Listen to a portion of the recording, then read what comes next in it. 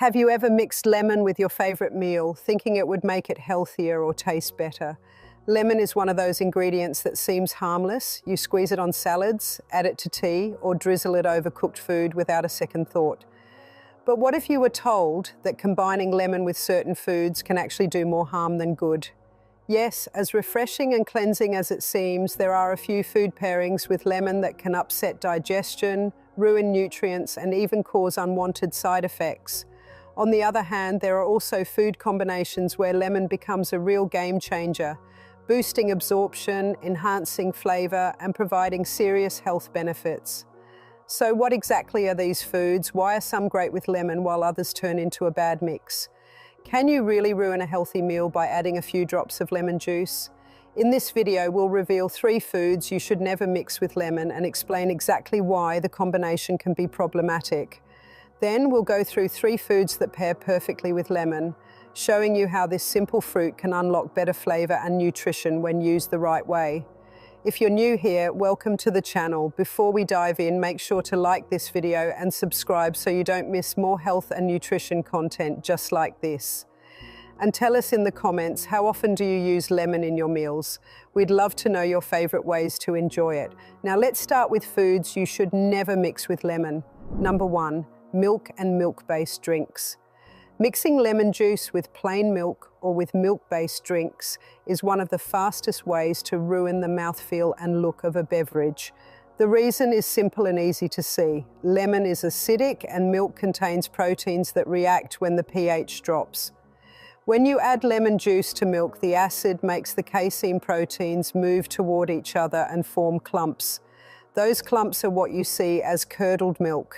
In a glass, curdled milk looks lumpy and grainy.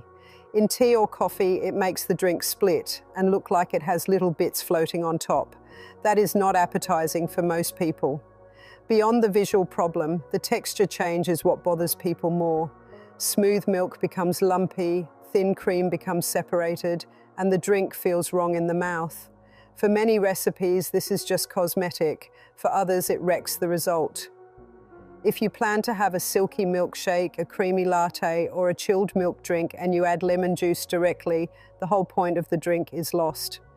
The acidity also speeds up spoilage if the milk was already near the end of its shelf life. That means the curdled drink can taste sour in a way that is different from the bright citrus tang you wanted. There are times when acid and milk are combined on purpose. Cheesemakers use acid to make curds and whey, and some recipes deliberately curdle milk to get paneer or ricotta. But those are controlled techniques where curdling is the final goal. For a plain milk drink, curdling is not the goal, and it looks and tastes off. In hot beverages, the risk is higher. If you pour lemon into hot milk or add lemon directly to hot tea that contains milk, the shock of acid and heat makes proteins tighten up and curdle very quickly. That gives you lumps in a hot cup within seconds.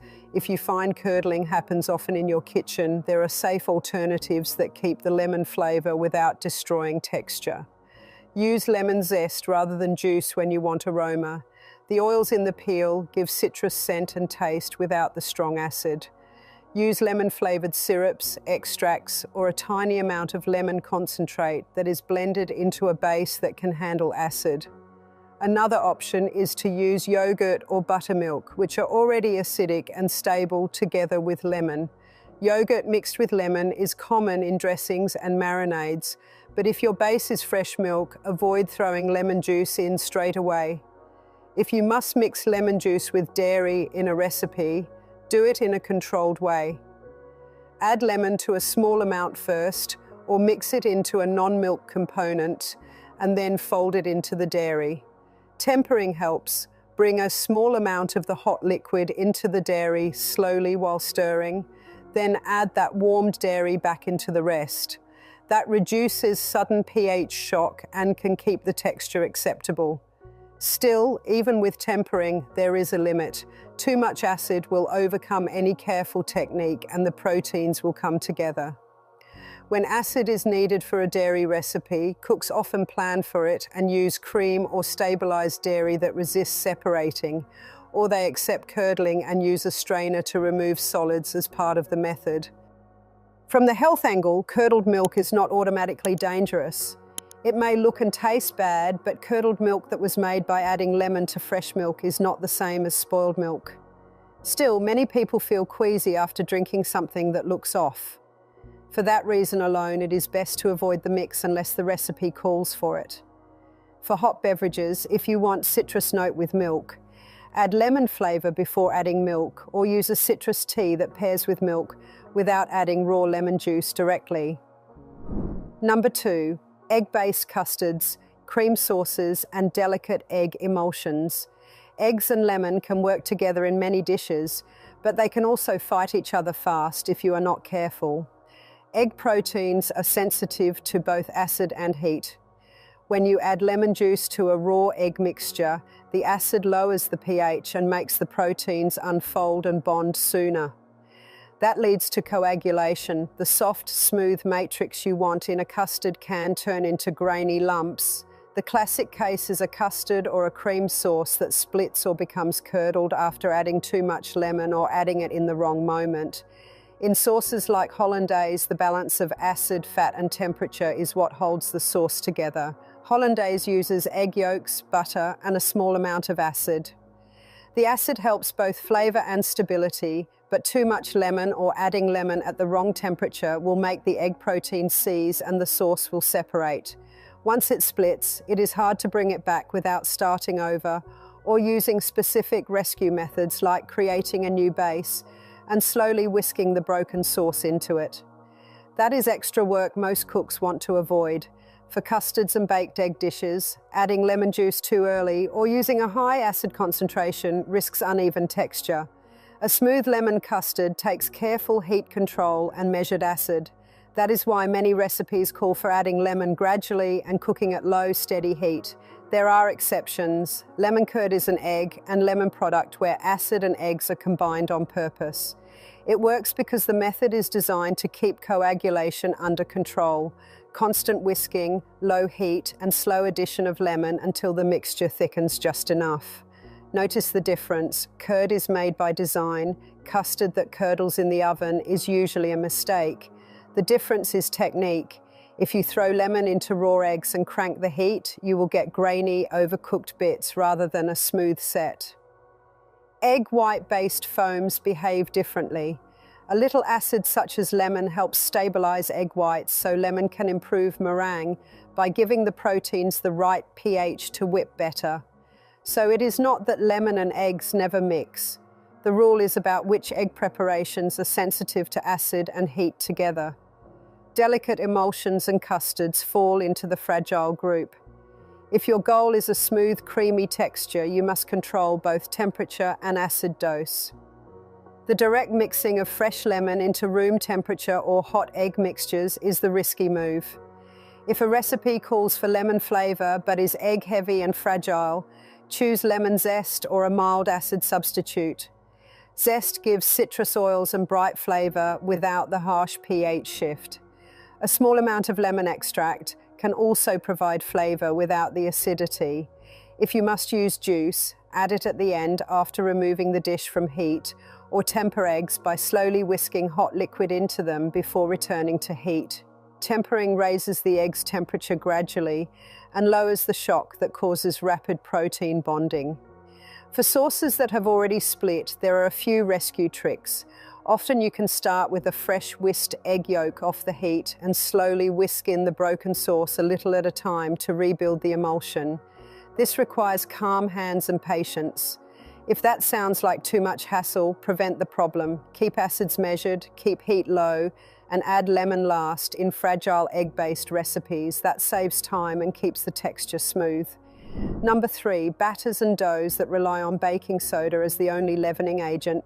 Baking is a chemical process. A lot of recipes depend on a careful balance between acid and alkali, so the dough or batter rises at the right time. Baking soda is a single-acting alkali that needs acid to produce carbon dioxide gas. When you add lemon juice to a batter that contains baking soda, the acid and baking soda react and create bubbles right away. That is fine if you mix and bake immediately. The problem comes when you add lemon early, let the batter sit, and then bake. The gas escapes before the oven does any work, and the final cake or bread comes out dense and flat. Many home bakers make this mistake when they try to change a recipe on the fly. A recipe designed for baking powder won't behave the same if you swap in baking soda plus lemon juice without adjusting timing. Baking powder often contains its own acid and a slow-acting component that gives lift during mixing and again under oven heat. Baking soda plus lemon gives one quick burst of gas. If that burst happens before the product goes into the oven, you lose the lift. The result is a loaf or cake that lacks structure and looks heavy. Another issue is control of flavor and pH. Lemon juice changes taste and can make a batter tangy in an unbalanced way. For some breads and quick cakes, a mild tang is fine, but for others it clashes with the intended flavor. The acid also affects gluten formation. A very acidic environment can weaken gluten over time, which changes chew and crumb texture. That might be desirable in some contexts, but not in others. If you want a tender crumb, controlled acid might help. If you want a sturdy rising crumb, an uncontrolled acid-base reaction will hurt structure. There are ways to use lemon safely with baking soda. If a recipe calls for both, mix and bake immediately. Or reduce the baking soda and use baking powder for slower action, or design the recipe so the acid is in an ingredient that reacts slowly, like buttermilk or yogurt. You can also separate stages. Whip air into egg whites first. Fold in lemon-flavored components right before baking, and rely on mechanical aeration rather than chemical reaction to lift the product. Another option is to use lemon flavor from zest or oil instead of juice, which keeps the acidity out of the chemistry and preserves the intended rise. Now let's discuss foods that are great to mix with lemon. Number 1, fish and other seafood. Lemon and fish is a classic match. The acid in lemon brightens the natural taste of fish. It cuts through any fatty mouthfeel and makes flavors feel cleaner. A quick squeeze of lemon at the table will lift a simple fillet. Lemon zest adds aromatic oil without changing texture. Together they bring out the subtle notes of fresh seafood. How acid works on fish is important to know. Lemon juice denatures proteins on the surface of the flesh. That means it changes the protein structure enough to firm the outer layer. Ceviche uses that effect on purpose. Raw fish cooks in acid and becomes safer to eat visually and texturally. But there is a balance. If you leave delicate fish in lemon for too long, the flesh can turn mushy or overly firm and lose its fresh texture. For ceviche, follow tested timing and ratios. For a quick finishing squeeze, use lemon right before eating. For marinades, use the juice briefly or use zest and oil to avoid overworking the flesh. When grilling or roasting, lemon plays several roles. A slice tucked into the cavity of a whole fish steams and adds light citrus aroma without directly contacting the flesh too long. Adding lemon slices to the pan while roasting gives steam and a mild acid bath to the exterior. A compound butter made with lemon zest and herbs melts over a hot fillet and gives a quick burst of citrus without curdling or cooking the proteins awkwardly. For oily fish like salmon or mackerel, lemon cuts the fat impression and balances the richness. For very lean white fish, lemon adds the acidity that prevents the dish from tasting flat. Lemon also helps with fish odor. Rinsing fish briefly and serving with lemon reduces strong smells at table. The acid neutralizes some compounds that cause the fishy scent. Use lemon sparingly in prep water or on the finished plate rather than soaking fillets for long periods. Pairing matters. Lemon works well with parsley, dill, chives and capers. A simple sauce of olive oil, lemon, garlic and parsley complements grilled fish without overwhelming it. For richer sauces like beurre blanc, add lemon carefully off the heat or use a touch of white wine vinegar for stability. Too much lemon can break an emulsion. With spicy preparations, lemon brightens and keeps heat from becoming cloying. Number 2, leafy greens and fresh vegetables. Lemon and greens pair naturally. The brightness of citrus lifts the vegetal flavors and reduces any bitterness. A simple squeeze of lemon over raw salad leaves or steamed vegetables changes the whole dish. The acid sharpens the perimeter of flavor and highlights the underlying green notes.